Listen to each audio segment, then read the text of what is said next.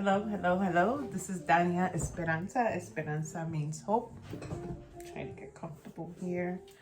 So I am recording this video for the second time now. I think I'm going to be successful. And I want to talk about pleasure.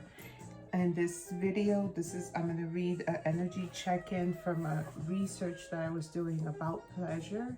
And this was someone who read this out from an angel card, believe it or not. And it stayed with me and I needed to share. So it says pleasure and enjoyment. And it says laughing, feeling good. You are thirsty for more pleasure. You can't thrive when life feels dry. You are made of laughter and stardust, not sawdust. Pleasure is your birthright, a gift from the universe. How much juicy pleasure can you stand? Turn up the pleasure principle. You secretly feel you don't deserve it. But pleasure is a healing and manifesting force. Laughing, loving, and orgasmic joy is holy.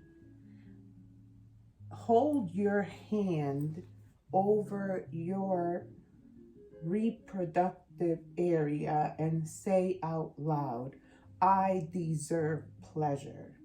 The goddess declaration, it feels good to feel good. So it feels good to feel good.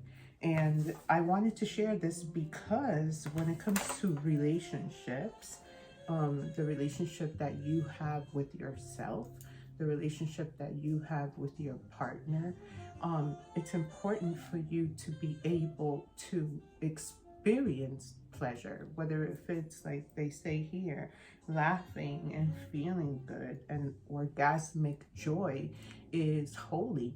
And a lot of couples, they deprive themselves of that. And I learned of this because it's pretty contradicting, because I've heard that in the nursing homes, the elderly still get it on. So they're pretty active, right? So it doesn't mean that as you're getting older, you're no longer active. That doesn't really die out. I guess once you're in a relationship and you grow apart and you don't have that type of intimacy or that type of interest, you're okay without it. But I know that in conversations with couples who are pretty much still in the age group that they should still be vital and pretty active, and they want to have intimacy with their partners, they feel uncomfortable having these types of conversations, and they deprive themselves of having that type of relationship with their partners, of intimacy. From my own personal experience, I used to be married before my husband passed away, and when I was in a relationship with him, I know that I had really great conversations with him. I spoke to him constantly about what I wanted, how I wanted, all that. I was always very vocal about what I wanted, and I never stopped. Even when I've been in relationships, I've been always very vocal about what I wanted as when it came to intimacy. And so that has never been a problem for me per se, but I know that it has been a problem for other women, and there have been in a relationship with their husbands and partners for many years, and they won't even talk about it. They just lay their bodies next to them and they don't have these conversations. I choose to be single at this moment in my life because I made a stand in my life that I was going to focus on my inner healing and being able to have that kind of foundation of healing myself, and taking a certain amount of years, because I've dated lightly, but I haven't been pretty much intimate with anybody because I haven't crossed those boundaries enough to feel the comfort level and the level of how should I say, trust within a relationship recently, in order for me to say that I want to commit to that person, so that I have maintained celibacy, and I have also maintained myself single, preferably. You know, my circumstances actually are the kind of circumstances that I rather just focus on business and focus on the growth of my my sons, while they're developing. And when it comes to opening up my heart for an actual relationship, has not been my top priority. But now that I have been able to cross certain things off of my list, I am thinking about opening up my heart again. And one of the things that I will always put on the table is that I would not go and even think of dating a man that I am not sexually attracted to, and I don't feel that level of energy that we can get to that point where we can be intimate and fulfilling each other's needs. I rather not even go there because it's my time that I'm investing and wasting. But I have understood that certain women and men have been caught up in certain marriages and relationships where they have so much red tape and so many years involved that they feel that they shouldn't move away from the relationship. It's more work to let go than, and they rather just stay. But then they also do not work on the intimacy of the relationship. They just stay quiet and allow the relationship to just grow apart. And they become very sad, and they spend a lot of time aimlessly within the other things and not growing their relationship and becoming more closer in that aspect because they're ashamed of facing that kind of conflict.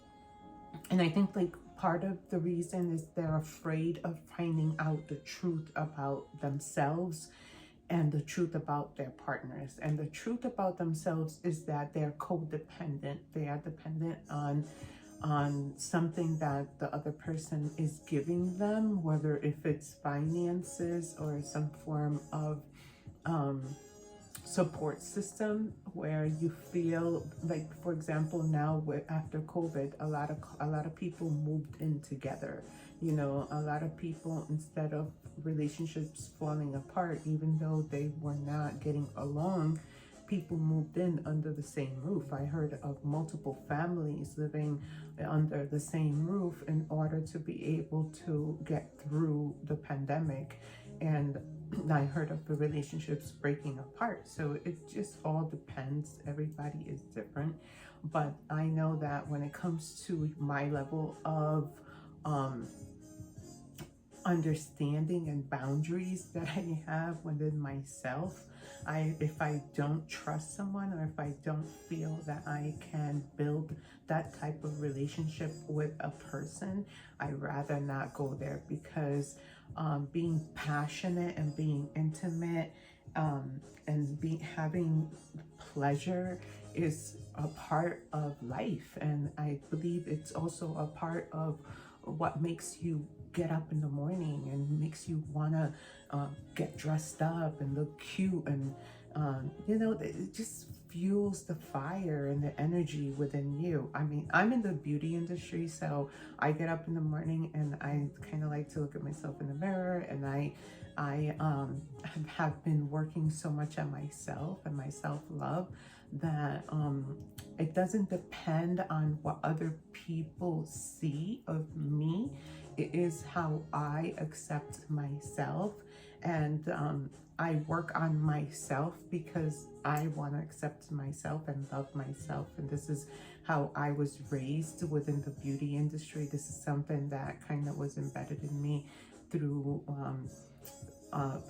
my childhood. I mean, I had like my aunts in the Dominican Republic who were beauticians, and they owned boutiques, and they were very elegant, and my mom was in the same way, so I was raised around it. So then I kind of am that way. But not every woman is like that. A lot of women, they get up in the morning and they just roll out of bed and wear sweats, and they put their hair up in a bun, and I see them at the supermarket grocery shopping, and they don't care what they're wearing. Sometimes I'm in that same situation.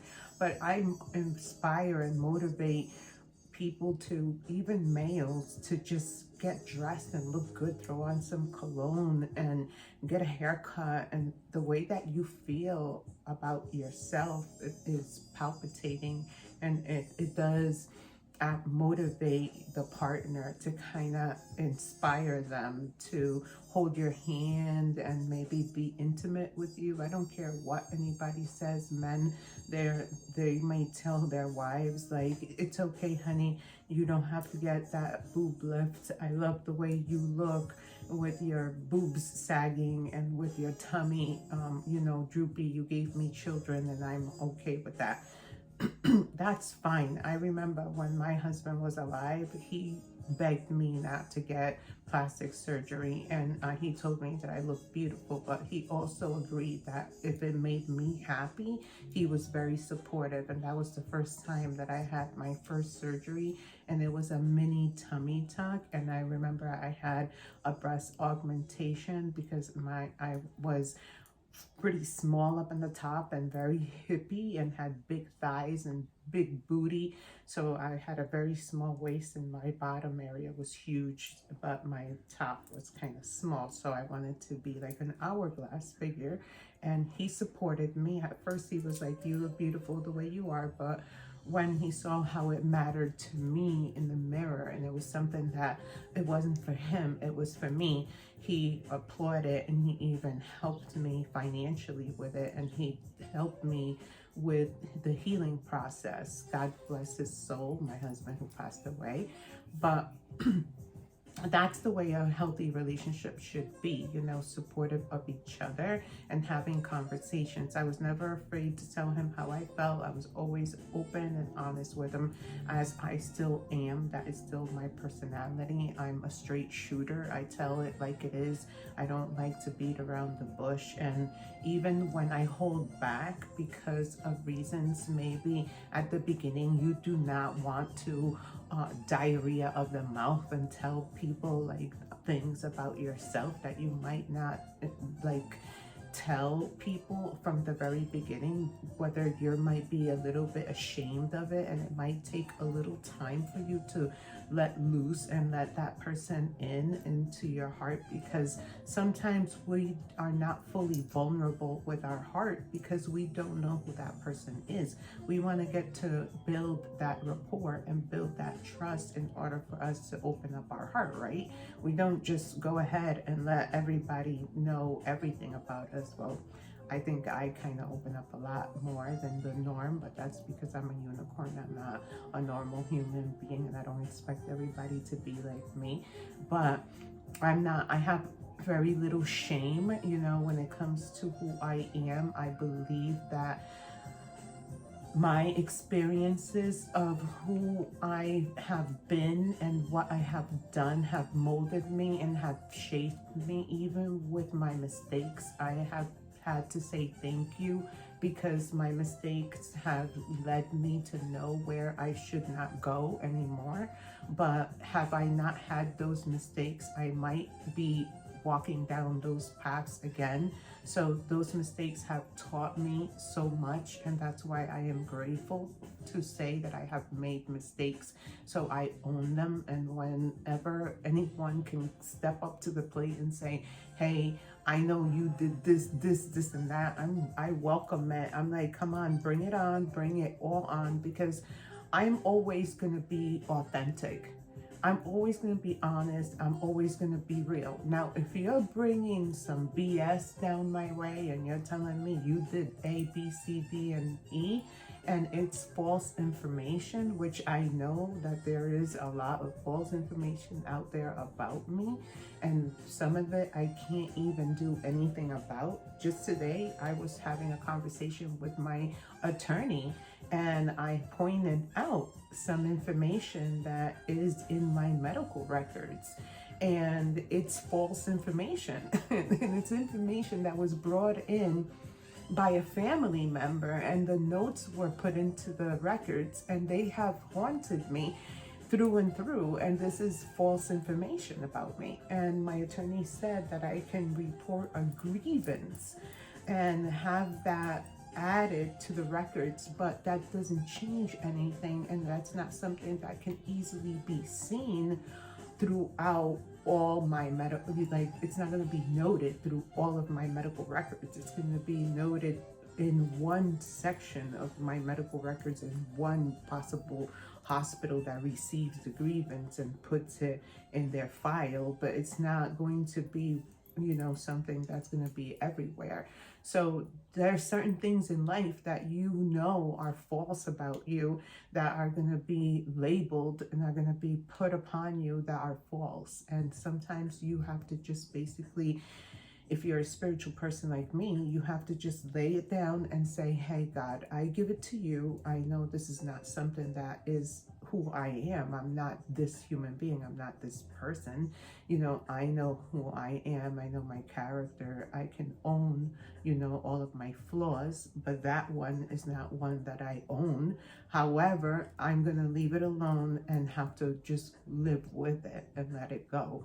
Because if you hold on to that, then that is going to make you so bitter and so painful that you're not going to get through life. To be proud of yourself, whatever it is that you are about, that you own who you are. If you are someone that you deserve a certain amount of treatment, if you deserve to be heard, or a passionate person, and you deserve to be to have pleasure, or allow yourself to have pleasure, you should be able to speak up and say and stand for what you believe in. And when it comes to me and relationships, that's something that I believe in. I believe in you being able to communicate with your partner and letting your partner know what you like, what you don't like. And if it's something that bothers you and you don't like it, you can jump out of it, and you can, say, hey, let's have this conversation. This is who I am